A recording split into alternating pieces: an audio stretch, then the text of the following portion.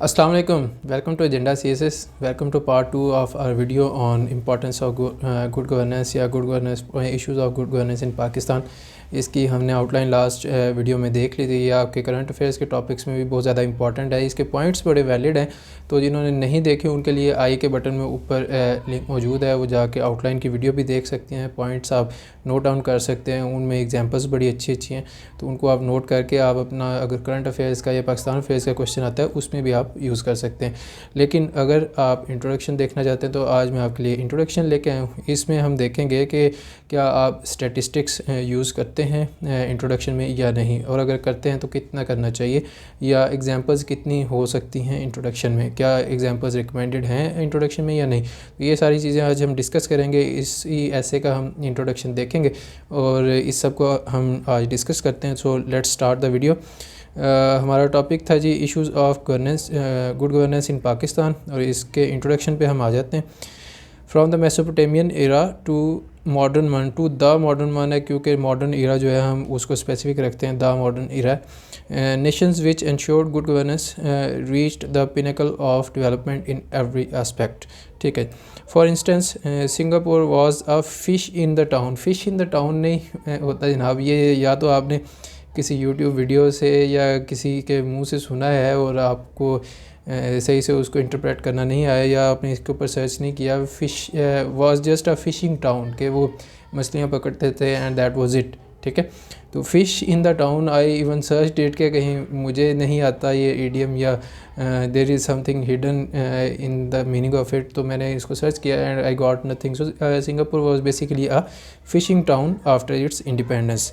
Letter on it has become, नहीं जनाब, has नहीं, इट बिकेम लेटर ऑन, या फिर आप इसको इस तरह से लिख सकते हैं, later on as the decades passed it became the hub of global investments. ठीक है, तो आप थोड़ा सा माजी करीब के बारे में उसका हवाला देते हैं कि आहिस्ता आहिस्ता सदियाँ गुजरने के साथ साथ दिहाइयाँ गुजरने के साथ साथ उस ग्लोबल इन्वेस्टमेंट का वो हब बनता गया। खैर, letter on it became the hub of global investments, इस तरह से कर लें आप। Similarly south Korea has raised it's standards of living despite confronting a deadly war in the 1950s। Obviously आप इधर कह भी सकते हैं द कोरियन वॉर, उसका हवाला दे दें आप। This meteoric rise of Asian tigers is by the virtue of good governance. On the other hand, those nations which neglected this core principle of development remained backward. Unfortunately, Pakistan is not an exception to this eternally tested rule. World Economic Forum has placed Pakistan at 122 out of 144 in Global Index of Competitiveness.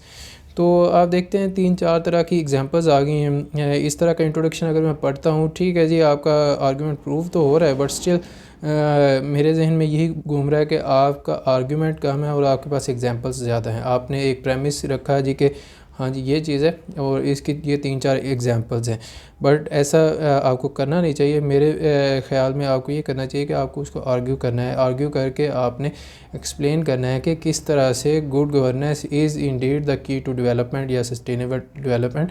एक example आप कोई दे दें जो कि overall holistic हो, वो आपके किसी पैराग्राफ में रिपीट ना हो रही हो, तो वो दैट इज़ फ़ाइन, बट 2-3 तरह की एग्जांपल्स देना या उसमें स्टैटिस्टिक्स इस्तेमाल करना, ये ना तो मैं रिकमेंड करता हूँ ना कोई और आपको रिकमेंड करेगा। So do not use this structure. फिर है जी ये आ गया कम्पेटिटिवनेस तक। फिर आगे है this shows that Pakistan is confronting with several issue, with नहीं आता, कन्फ्रंटिंग सेवरल इश्यूज़, क्योंकि सेवरल ऑलरेडी जो है मोर देन वन होता है। So several issues of good governance which are hindering the sustainable growth of the state. Among many issues, absence of rule of law, ineffective and inefficient institutions, non-transparent accountability, minimal women participation and unplanned urbanization are glaring ones. ये glimpses of the outline आना शुरू हो गई। In addition to that, the menace of corruption coupled with nepotism and red tapeism is wreaking havoc.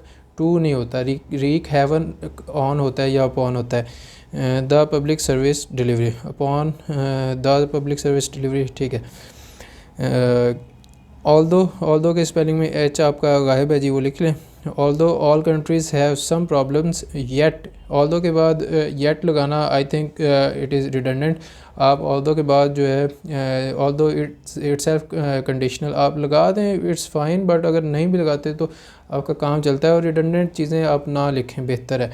So although के बाद yet मैं recommend नहीं करता। सक्सेसफुल नेशंस और कंट्रीज़ की बजाय आप नेशंस कर लें, बार बार आप चूँकि कंट्रीज़ यूज़ कर लें तो कंट्रीज़ के मुतबादल यूज़ कर लें, स्टेट्स कर लें, नेशन स्टेट्स कर लें, कुछ भी कर लें। Yet successful Nations resolve them. Pakistan is at crossroads and it is in dire need of structural reforms to revamp bureaucratic model, mechanism of accountability and inclusion of technology in states governance apparatus। state apparatus नहीं, states governance apparatus। State के बहुत सारे apparatus हैं, legislative apparatus है, judicial apparatus है, तो हम governance apparatus की बात कर रहे हैं जो कि एग्जेक्टिव के अंडर आ रहा है, क्योंकि गुड गवर्नेंस जो है बेसिकली सवाल ही एग्जेक्टिव का है। If Pakistan acts timely, then again इधर redundant है, सो ना लगाएं आप।